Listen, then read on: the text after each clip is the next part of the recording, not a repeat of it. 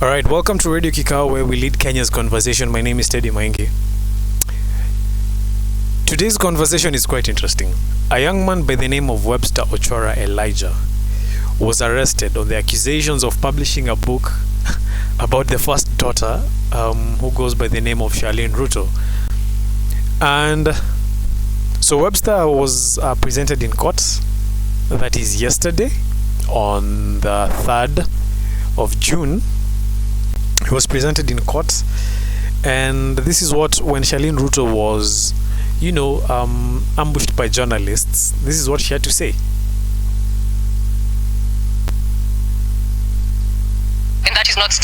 And we have a very bad culture in our country where we misuse people's names and we get away with it, and it's not right.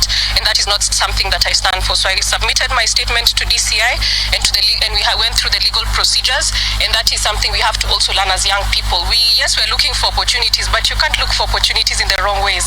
The gentleman never came to me with a suggestion that I want to write a book on your behalf. And for me, that was misappropriate use of my name. The day I'm ready to write my book, I will write it. Otherwise, nobody should write for you your own book. You should write your own book when you're ready. Like that somebody used my name. I won't get into the content of the book. It's not about how positive it is, but it's about respecting each other in this society and asking each other and consulting. And in the same way, we reached out to Chandaria Foundation and asked them, would you do a tree nursery at Wareng High School in honor of our president? And they said yes. But if we came here and launched a tree nursery with their name without their permission, it would not have been a good day as one that we had today. So as young people, we really have to learn that we need to walk the journey. All right, so you've heard from the clip. Charlene Ruto says that she did not give her permission for the publication of her biography by this young man. And I have not gotten a chance to look at it honestly, but from the reports that I'm seeing online, a lot of people are saying that the book was actually not a negative book. All right, this young man seems that maybe he was just out to perhaps publish the book out of goodwill, maybe sell it, make some money from it, or perhaps get a bit of donation or a handout from the first family. But I think Charlene Ruto, this is one thing that you need to understand, that when you're in the public limelight, all right, when you're in the public limelight, any publication can be made about you with or without your consent, all right, as long as it's being made in fair comments, as long as it's being made in the essence of sharing a story that is that is something that is of public interest. And when you're in the limelight,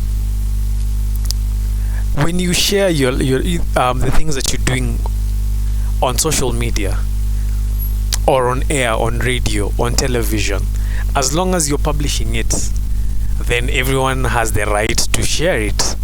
All right? When it comes to publishing a book about you, please remember, Charlene Ruto, that you have a social media account. And that is an account where you share whatever it is that you're doing with your life, whatever it is that you're doing with your foundation, whatever it is that you're doing, with your friends and your family. All right? And when people see these things, they do have the right, in fair comments, to republish that information. So if someone publishes a biography about you, okay, you can only take action if the biography is defamatory, right? You've been defamed. They've published false information, and this information has hurt you. It's hurt your reputation. It's hurt your image.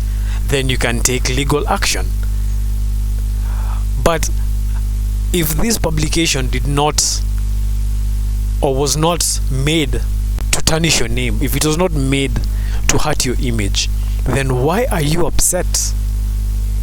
All right? Why are you upset? And this does not just go to you, Charlene, my dear, but this goes out to everyone. As long as you're publishing your life, as long as you're publishing information about yourself on social media, then people have the right to reshare that information because you published it yourself in the first place. And especially if they're publishing it because it's something that is of public interest and it's something that is being made in fair comment, that there was no malice, there was no intention to hurt your image or to hurt your brand, then I just don't get it. I just don't get it. And Kenyans on social media have actually reacted. Let me read a few comments here. Someone says that, kama kuna kitu huniudhi kushinda shetani mwenyewe. Okay, we? Wow.